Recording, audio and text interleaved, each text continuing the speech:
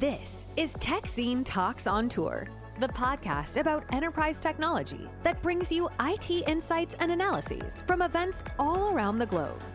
We cover everything, everywhere. Visit techzine.eu for more information, and don't forget to subscribe to this podcast. Hi, and welcome to this new episode of Tech Scene Talks on Tour. I'm at AWS reInvent, and I'm here with Ric Smith. You work for SentinelOne, right? I do. Your role changed a little bit over the past year, twice. You used to be the CTO, then you were the CPO and CTO, and now you're president and something else, right? Yes, now I'm president of product technology and operations. Somehow I can't keep PTO out of my title, so that was obviously referenced in a lot of jokes. PTO is a paid time off, and that's the... Exactly. Yeah. So yeah, obviously, when you talk about AWS, you immediately hit on topics like cloud and AI, and then when you think a little bit more about that, you immediately, I mean, at least I do, think about cybersecurity of the cloud and of AI. Seems like a pertinent subject, given where we are at. Yeah. But do you also see that? I mean, just how did that kind of space evolve over the past couple of years? So the cloud security, AI security kind of thing. Could you just outline a little bit for the listener as well? Yeah. So let's start with the beginning, and we won't go back to Genesis. But no, let's not do that. It's a long story. It is a very long, dry story. Lots of perils. Yeah.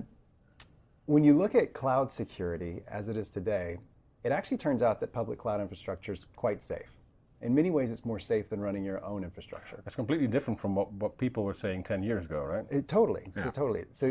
So most concerns around public cloud infrastructure is how quickly a misconfiguration can go badly and expose, your corporate infrastructure to the public internet. No. And so when you look at the problems that you're really trying to solve, having a perimeter within an on-premise infrastructure helps negate that issue. Mm-hmm. So that's like the one major thing that you'll find within public cloud infrastructure. Now, take that away and think about it from what do people try to do when you stand up large data centers or IT infrastructure. The first thing that they're trying to do is get an asset inventory, mm-hmm. which they can never accomplish. No, that's one of the big challenges for everybody, basically. For everybody, yeah. Unless you're AWS. Yeah. And so in this case, they know every action, everything deployed.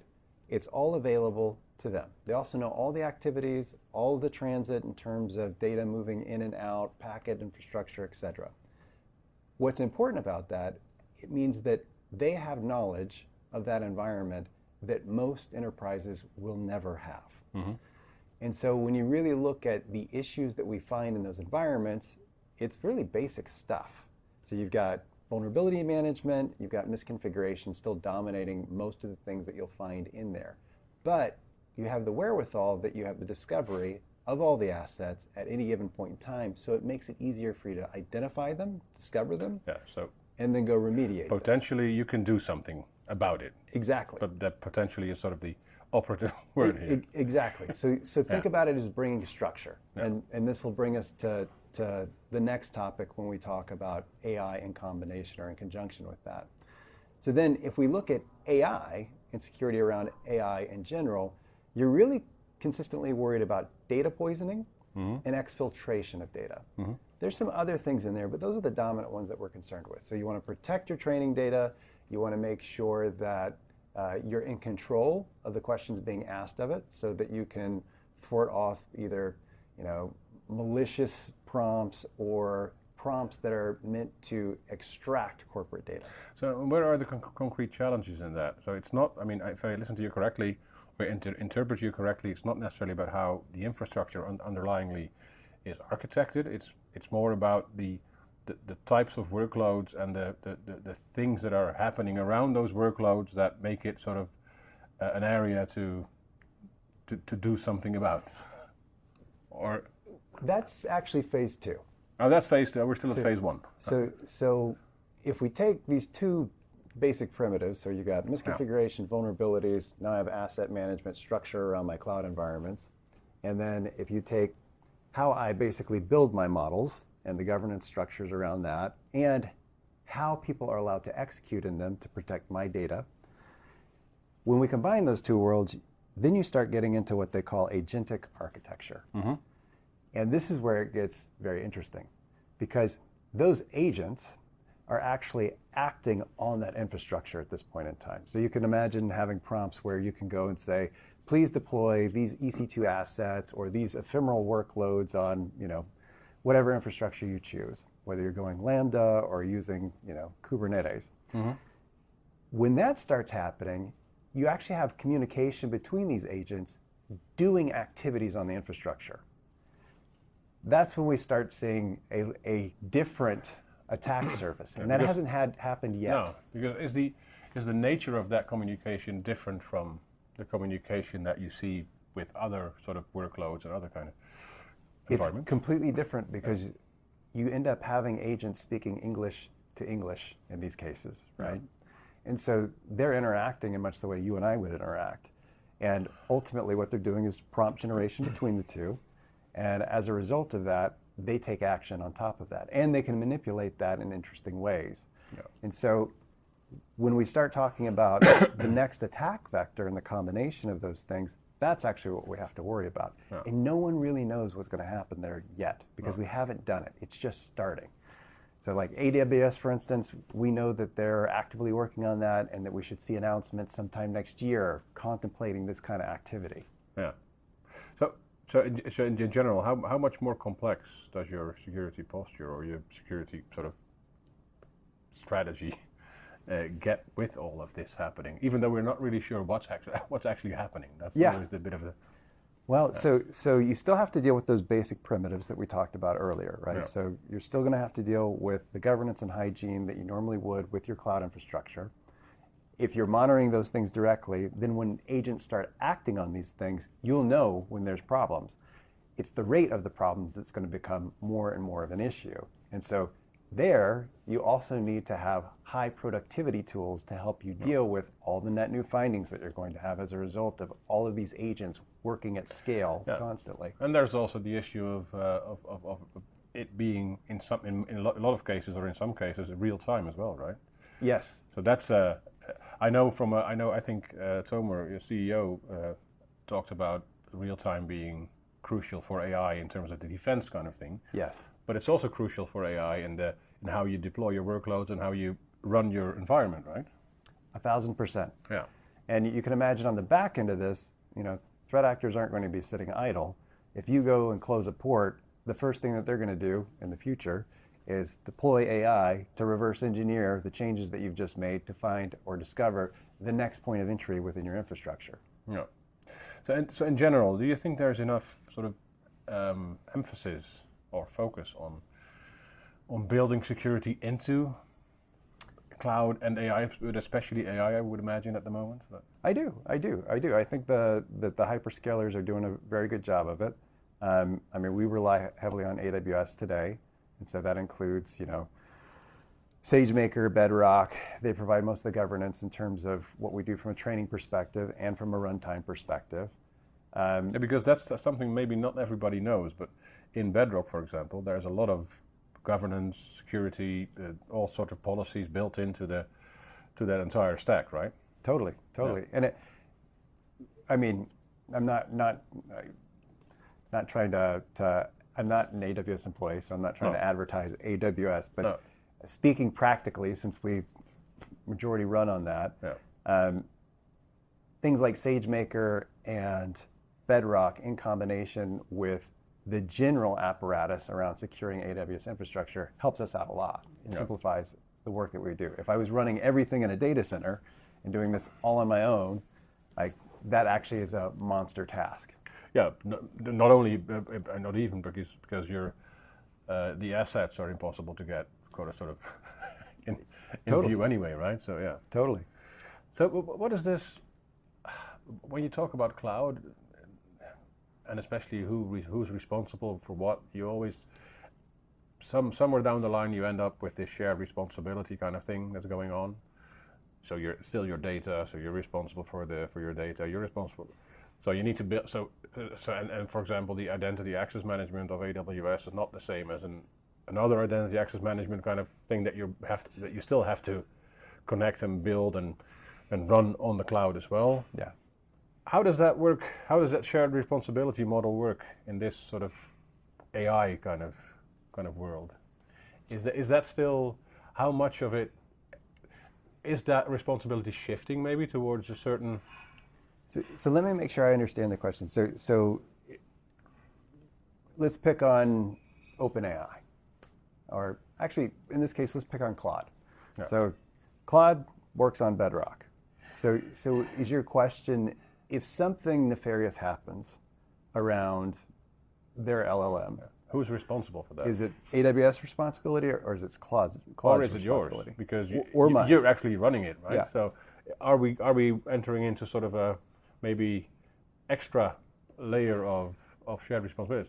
It's not only the cloud provider and the customer, but maybe it's also the company that develops the LLM, that could be. I mean, that's a valid kind of point, I think, to think about this.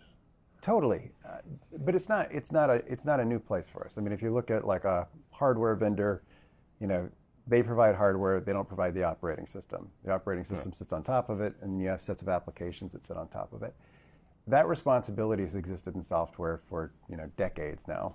I don't think it's any different. Now, are we good at understanding who's responsible for what in that relationship yet? I think it's still fairly ill-defined. Yeah.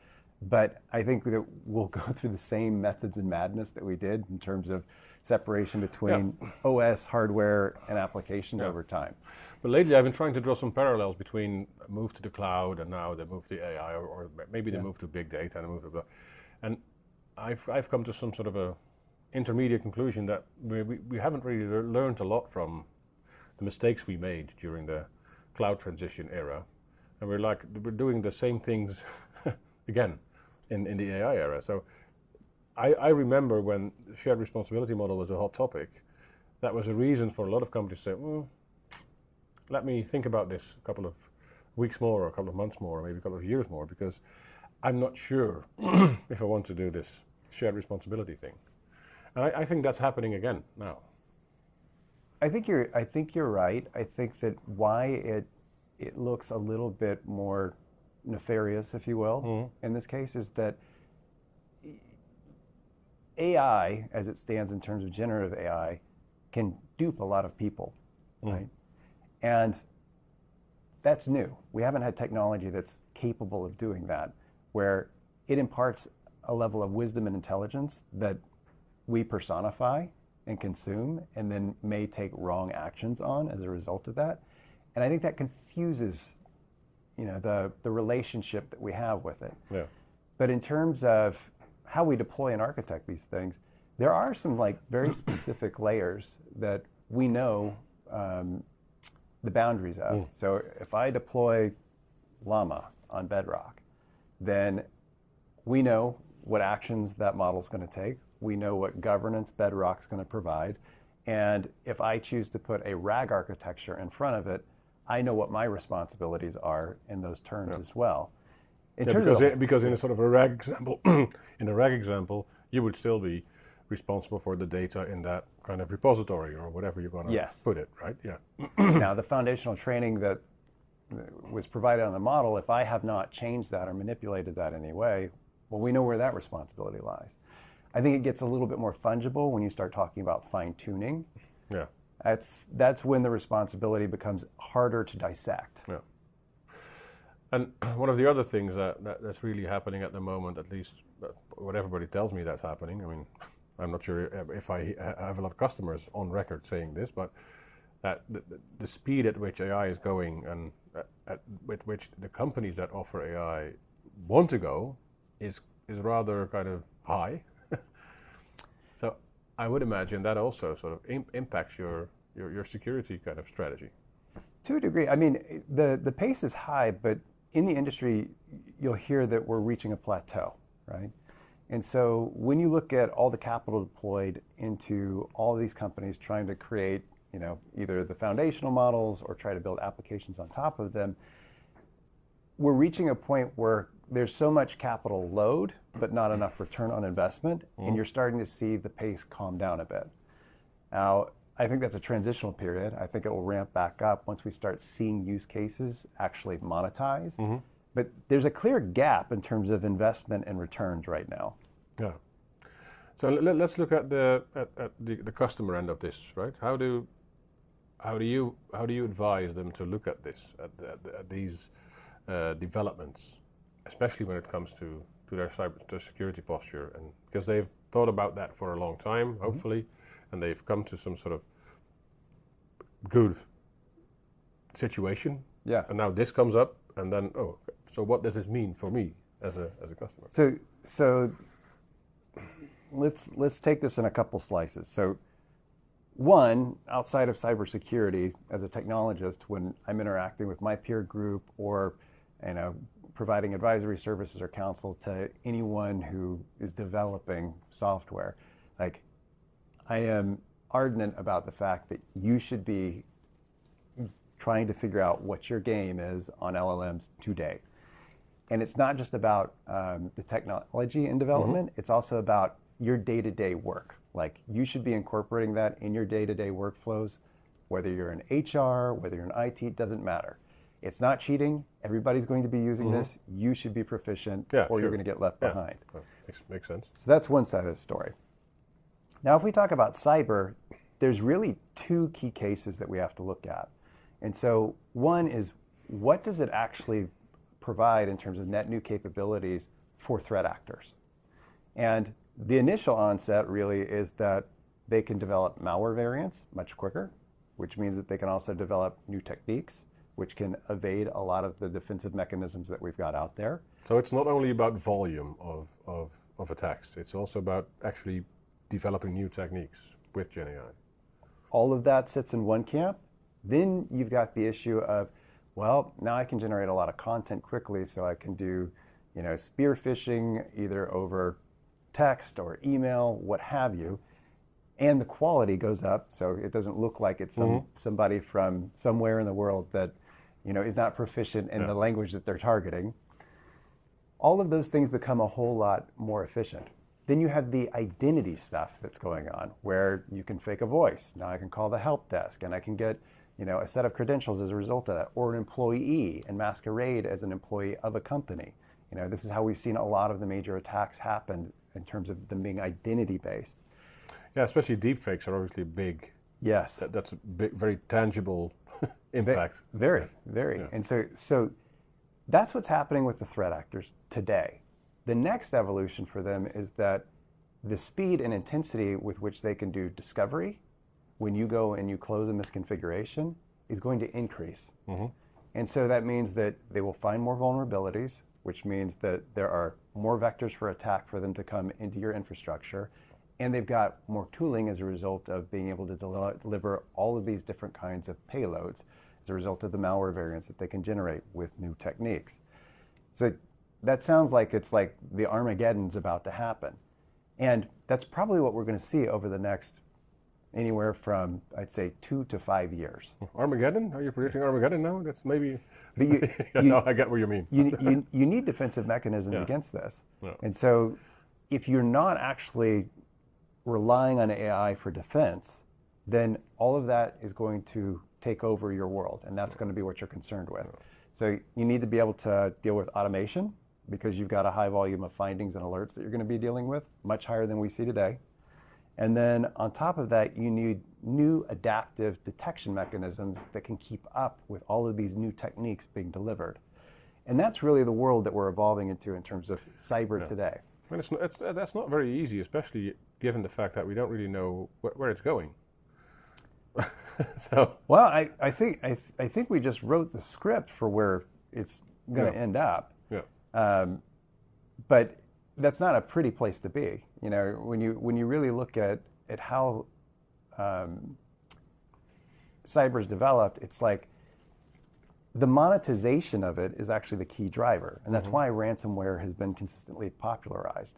Billions of dollars run through the ransomware industry, which funds billions of dollars in R&D to come and try to figure out. It's an industry, right? It's a totally. And so with that, they are also well capitalized to continue down that path, and that's not including nation states and whatnot as well.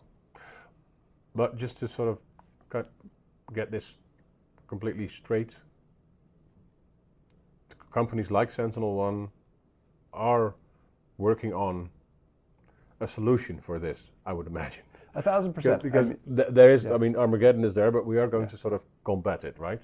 1,000%. So this is why we've developed our AI SIEM. This is why we have Purple AI. These are all the basic measures that we are developing over time to help defend against what we see coming in this world. Obviously, that also transcends to our endpoint technology, whether you're talking about cloud workloads or traditional IT assets. All of that comes together, and that's actually what we're working on and driving towards, because that's the future that we see. Yeah. And what does the cybersecurity industry in general need to do better or maybe different towards this future? Because you can't do everything alone, right? I mean, there are limits to what you can do, and there are limits to what others can do. So ideally, there will be more cooperation or collaboration or co-opetition or whatever you want to call it now. I think that's what we have to hope for. I think the cybersecurity. I always learned that the hope is delayed disappointment or something like that. But you're not wrong. You're not wrong. But this is a critique on our industry at large. I don't think we're good collaborators. No. And that's something that I think we really need to work on within the industry in and of itself. I think we have a lot of combative competition and insulation as a result of that, and that insular behavior is not good for the customer. And when you really look at what's happening, like, none of us individually can defend against, the army of threat actors that are out there.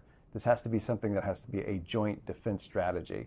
And so I think for all of us in the industry today, we need to kind of disarm a bit and start coming together. To be fair, it is a very competitive market, right? So completely. There are 3,500 security companies in the world, and I think every day 10 new ones pop up. Yes. Especially when you're looking at, especially now with AI coming up, I see a lot of parallels with API security coming up. Mm-hmm. Then all of a sudden you had API security companies, right?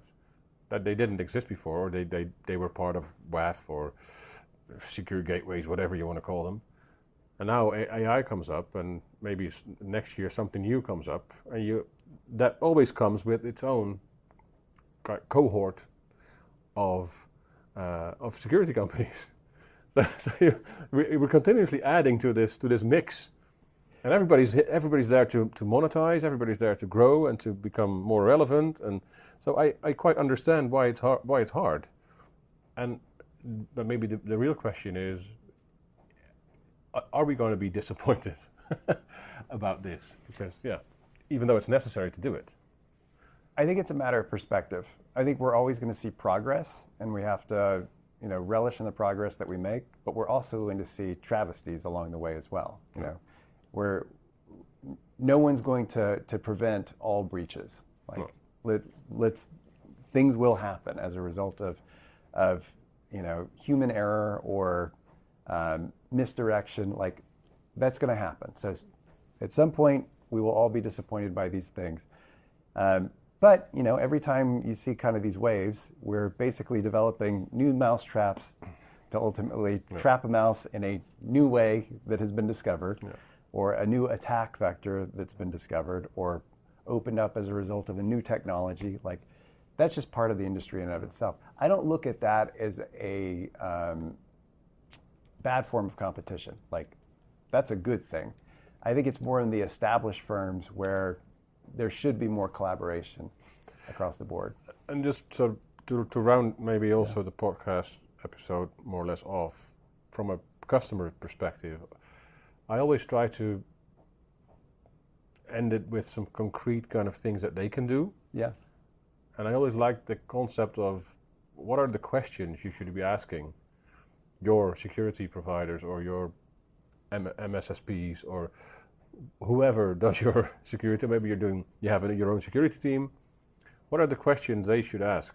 So the people that have to decide what they want to go for in terms of solutions or whatever. Yeah. What are the questions? That's, I think, concretely.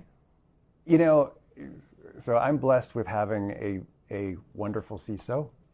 So Alex Stamos is our CISO. Mm-hmm. And I think he has a great understanding of this. And I think people get too worried about the tech out there that they can consume. And what you should really start considering is, what are your choke points? And it's that basic. So yes, you should have endpoint technology deployed. Yes, you should be using Zscaler or a similar apparatus, but you're looking at, how do I have containment across all of the different assets that I have in my infrastructure? Focus on that first, and that will guide you to the technology that you should ultimately deliver or implement. Yeah, and then just to come back to the beginning, the answer to that question is easier to give in a cloud environment, because you have much more insight into what's happening and where everything is going and all that stuff. How do you do that on-prem? Well, believe it or not, the concept actually came from on-prem. Oh, okay. And so that's why people love, firewalls, for instance. Yeah. It's the one-way entry into your infrastructure and the easiest way to shut down anyone who's connected to your infrastructure. The cloud kind of opened that up and made the perimeter a little bit loose, if you will. Yeah. So yes, it does make it easier for you to identify these things, but kind of that ability to shut down the internet from your infrastructure, those days are gone. No. Yeah, but that's still that's still a technology kind of perspective, because if you really look closely to any organization and you say, what are my choke points? Those people are usually between the chair and the screen, right? At a desk. So the people. Yeah. So the policies that you would engage for something like that is, well, you can't connect to our infrastructure without being on Zscaler. Yeah. Well, now if I have that, it's equivocal to what we were talking about earlier in terms of that firewall, right? Yeah. So it's also a matter of really thinking about your layered approach to security. But then obviously the big question is, how do you keep that in check in terms of costs? Because that can spiral out of control very quickly. If you just keep adding on layer on layer on layer, then your CFO is going to say, well, maybe stop doing this for a while. Yeah, I mean, there's a balance, and there's also a usability issue as well that comes into play if you've got too many layers. But philosophically, that's where you start, and that will guide you to what technologies you should be looking at, and obviously constrained by your budget. Yeah. Maybe that's a topic for another one. Otherwise, we're going to be here for another 45 minutes. How to shake your CFO for more dollars to secure your infrastructure. No, but obviously there are big things going on there, right? So who does your CISO report to? How do you do that in an organizational standpoint? And but there's a lot of discussion on that as well. So completely. Some other time maybe. But for now, thanks for joining. Thank you for having me. Always a pleasure. Thanks so much for tuning in to this episode of TechZine Talks on Tour. If you're enjoying the show, please feel free to rate, subscribe, and leave a review wherever you listen to your podcasts. That helps others find the show, and we greatly appreciate it. If you'd like more information, please feel free to visit techzine.eu, where we cover everything, everywhere. Thanks again for listening, and we hope you'll join us again on the next episode of TechZine Talks on Tour.